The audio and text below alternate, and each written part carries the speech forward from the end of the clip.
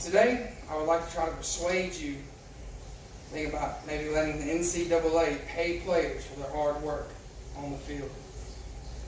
Now, I know you may disagree with what I'm saying, but just hear me out. These players risk their lives every day and risk their careers every day to put on a show for us, the fans.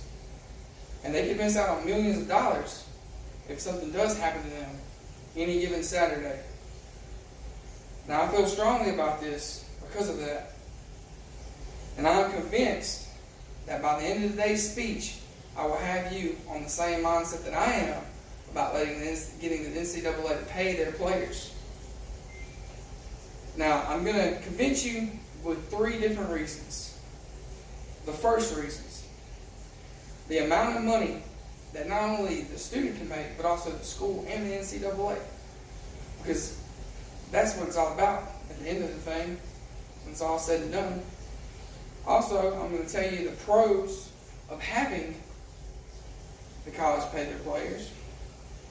And I'm just going to tell you a few of the rules and how the NCAA is with the rules and how just absurd and ridiculous their rules are.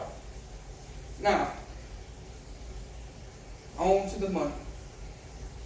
These players can make big money if they get drafted into the NFL, especially if they go in the first round. According to AL.com, Quinnen Williamson from University of Alabama was picked 3rd overall to the Jets. Now, he's projected to make $32.4 million on a 4-year contract. And to top that off, 21.6 of it is guaranteed money. Now, if you think that's just crazy and absurd to make that much money for playing a sport, back before they had the guidelines they do now in 2011, Sam Bradford was drafted 1st overall to the St. Louis Rams. He signed a 6-year contract worth $78 million, according to the same website. Now, that's a lot of money to lose if a player were to get injured. Just think about it. That's more money than most of us can dream of making 2 or 3 lifetimes. So, I'm going to paint a picture back in 2005 of a wide receiver named Tyrone Prothro. Now, he wasn't the biggest and he wasn't the fastest. He could catch the ball and he could make plays. And he actually had a play called The Catch on a University of Southern Mississippi player that ESPN was the play of the year and the play of the decade for them. Now, 3 weeks after that play, it was a blowout game against Florida. And he went up for a touchdown grab, and the defensive back came down on his leg and shattered his bone, and also tore his muscle. Career ending. He's going to be a 1st-round draft pick, lost all that money. And to top all that off, 9 years after the injury, he still owed the University of Alabama $10,000 for going to school there. And he had to pay for his photographs for his book. That's according to CBS Sports. Now, the pros of paying players, you can bring back the video games that were canceled, which is not only going to get the players paid, because that's going to allow them to use their likeness, but the NCAA is going to make money off of it, and so are the schools, just for using them in the game. It's going to help stop corruption. There will be no more Reggie Bush scandals, getting a free car to come here and hiding everything. A lot of that will stop.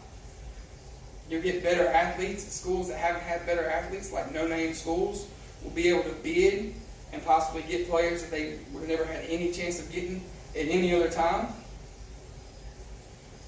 Now, to get on to the NCAA rules. The NCAA has a bylaw that states an athlete may establish his or her own business, provided the student's athletics, the name, the reputation, or the photograph are not based to promote the business. So if you have a nickname in high school and you bring that along to college and you decide to open up some kind of business, you can't use your nickname that you've had since you were in high school, according to the NCAA. because you're using the college to make money, and I just don't think that's right. We'll talk about an instance back in April, actually this year. Donald DeLay was fighting. He was a kicker from the University of Central Florida. Now, he was a YouTuber before he became a kicker at UCF, and he monetized his videos like most YouTubers would. And before he got there, right after he got there, he had 67,000 subscribers. Well, YouTube, the NCAA found out about it and told him that he could either demonetize his videos or he could just lose his scholarship. And he wasn't going to demonetize his videos, so he lost his scholarship. He no longer played for the UCF, and he probably had a future in the NFL. I've watched his YouTube videos, and he could kick the ball. To conclude, I hope you can make the right decision. You can see the benefits of paying players, whether it is to benefit them now or to benefit them later if something does happen to them, where they can have some of that money put up for the future. The NCAA rules, in my opinion, infringe upon the players' private lives and their rights. So what do you think? Should the players get paid?